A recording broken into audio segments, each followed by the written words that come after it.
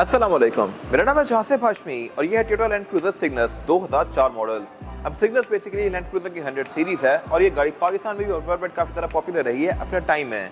इसमें बहुत सारी टाइप्स आती हैं, ग्रैंड आती है, LX 470 आती है, ये गाड़ी है और ये सारी गाड़ियाँ टोटली वर्थ इट हैं और इवन आज भी ये गाड़ियाँ अपनी प्राइस को जस्टिफाई करती हैं। किस तरह से मैं कवर करूंगा, अगर हाईलाइट्स कवर की जाएं तो इस गाड़ी में हाइट कंट्रोल आता है, आप इसको रेस ऑल ओवर कर सकते हैं।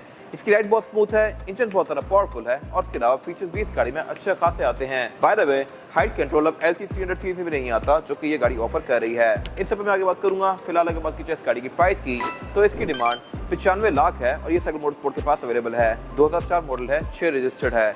अगर आपने इसके बारे में कोई इन्फॉर्मेशन लेनी है तो आप दिए गए नंबर पे कॉल कर सकते हैं या फिर आप साइकिल मोटरस्पोर्ट को विजिट कर सकते हैं जो कि रावलपिंडी में DH2 के केबल के ऑपोजिट लोकेटेड है। हमारी एक और ब्रांच भी है रावलपिंडी में मरी रोड पे। Overall, it's a great SUV and today I'm going to review it.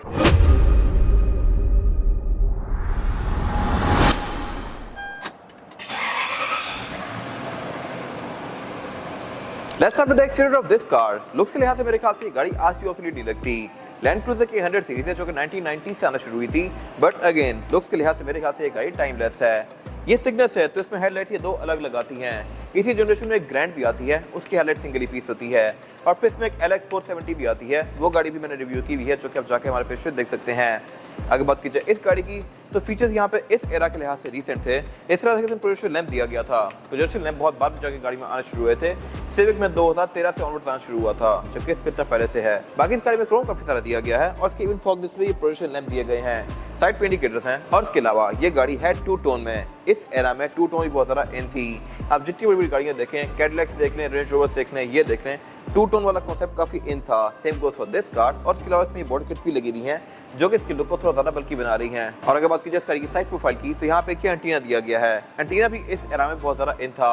आप 90s की S क्लास देखें, ये गाड़ियाँ देखें, जो मर्जी गाड़ियाँ देखें, सब में एंटीना आते थे। इसको आप इलेक्ट्रॉनिकली रेस ऑल ओवर कर सकते हैं अंदर से ही। बाकी इसके अलावा इसके फ्रंट भी थोड़े से बोल्स्टर्ड हैं, रिम भी अच्छे खासे मैसिव हैं। एग्जैक्ट स्पेक्स वगैरह क्या है मैं कवर करूंगा आगे जाके। और इसके अलावा इस गाड़ी के जो साइड मिरर हैं ये भी रिट्रैक्टेबल हैं। अगेन 1990s के हिसाब से ये चीज़ बड़ी ज़बरदस्त थी। ये 2004 मॉडल है और इसमें भी दी गई है। और अगर बात की जाए इसकी एब्सोल्यूट साइड प्रोफाइल की तो साइज के लिहाज से ये गाड़ी एक फुल साइज SUV है।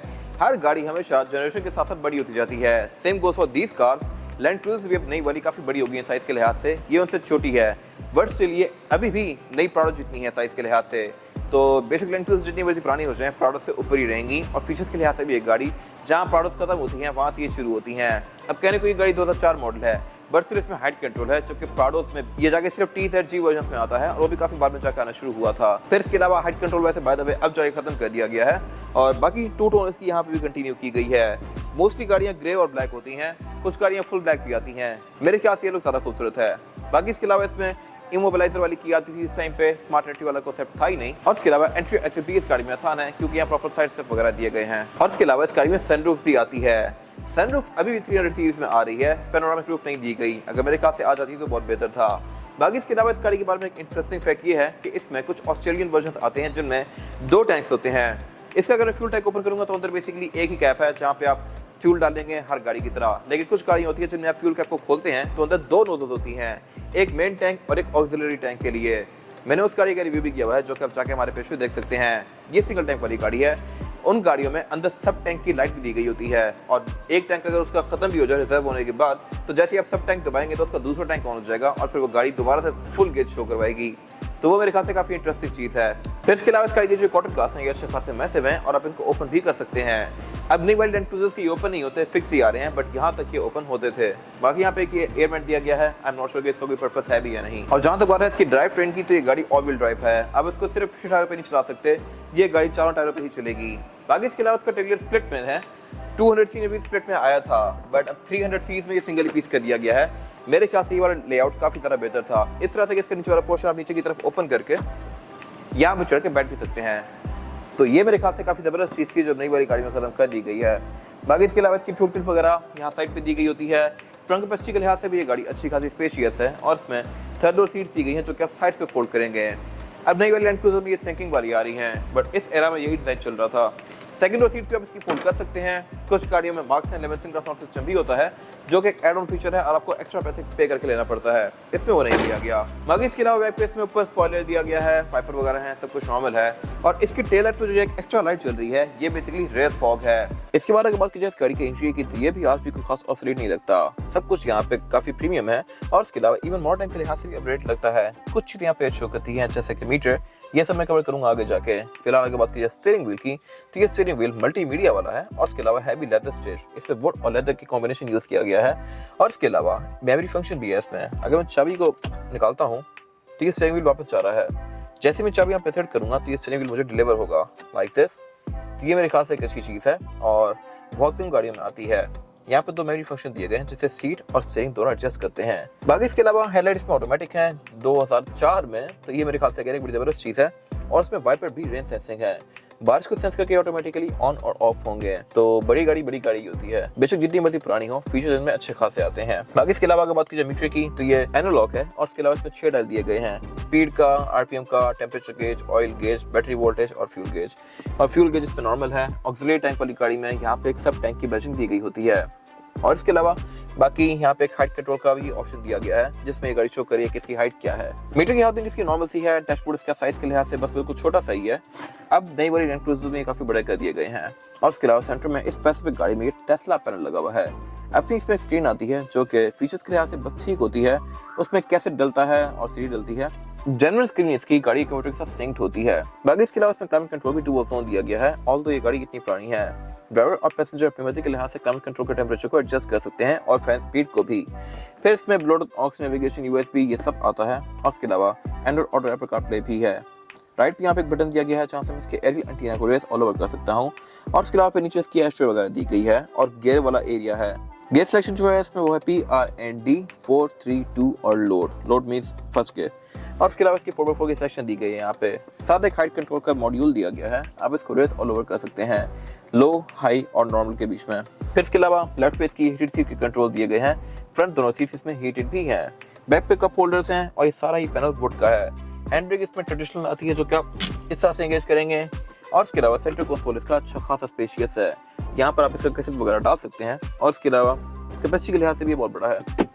सीट्स इसमें लेदर की फिनिश में आती हैं बट स्पेसिफिक गाड़ी की सीट्स को रीडू किया हुआ है, सेम लेदर इसका डोर्स के अंदर भी कंटिन्यू किया गया है। फिर इसके अलावा विंडोज इस गाड़ी में चारों ही सिंगल टैप वाली हैं। अगेन ये मेरे ख्याल से एक अच्छी चीज है और बहुत पहले से आ रही है और इसके साथ मेरा भी रिट्रैक्टेबल है जो कि मैं गाड़ी के अंदर से ही इस तरह से फोल्ड अनफोल्ड कर सकता हूँ।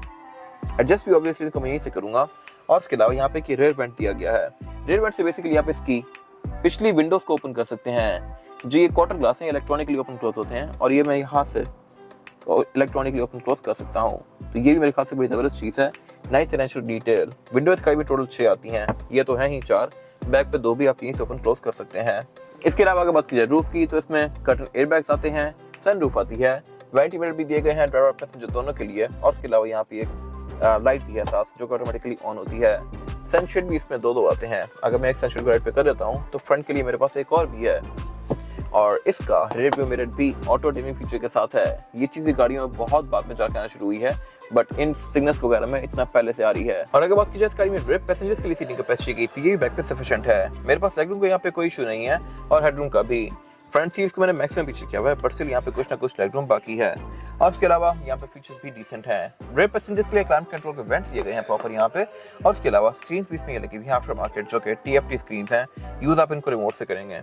बाकी इसके अलावा सेंटर में इसके ये सेंटर कंसोल आता है जिसको निकाल के मैं एज एन आर्मरेस्ट यूज कर सकता हूँ और कप होल्डर इसके यहाँ पे सेंटर में दिए गए हैं जो कि 3 हैं, वैसे यूजुअली गाड़ी में 2 आते होते हैं। रेयर बेंचेस इसमें फोल्डेबल आते हैं और बाकी यहाँ पे एयरबैग्स भी दिए गए हैं, सीट बेल्ट भी हैं, आइसोफिक्स के पोर्ट्स भी हैं और इस एरा में एशट्रेस बहुत ज़्यादा इन थी तो इसके रेड रोज में यहाँ पे एशट्रेस भी दी गई हैं। इसके बाद अगर बात की जाए इस गाड़ी के इंजन की तो इंजन से बहुत सारे ऑफर होते हैं, डीजल भी, पेट्रोल भी।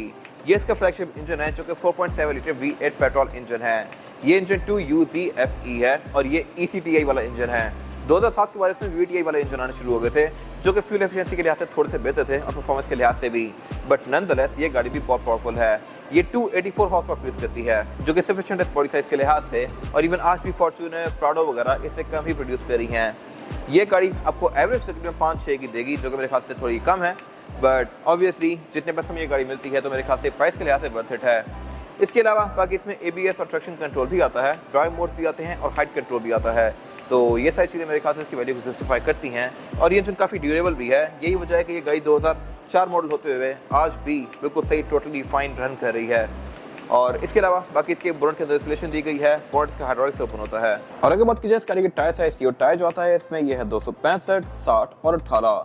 रिम 18 इंचेस का है जो कि लुक्स के लिहाज से मेरे ख्याल से बेहतर हो सकता था, बट उस एना में रिम ऐसे ही आ रहे थे। बाकी इसके अलावा टायर स्पेसिफिक गाड़ी में क्रॉस कॉन्टिनेंटल हैं जो कि ऑलमोस्ट नया ही है और ये आपको 50-60 किलोमीटर तक एक अच्छी राइड प्रोवाइड करेगा। ये था आज का रिव्यू। अगर आपको ये रिव्यू पसंद आया है तो इस रिव्यू को लाइक कीजिए, मेरे चैनल को सब्सक्राइब कीजिए और अगर आपके पास इस गाड़ी से रिलेटेड कोई राय है तो उसको कमेंट सेक्शन में शेयर जरूर कीजिएगा ताकि वो लोग जो ये गाड़ी लेने वाले हैं वो आपकी राय से फायदा उठा सकें। अपना ख्याल रखिएगा। Thank you.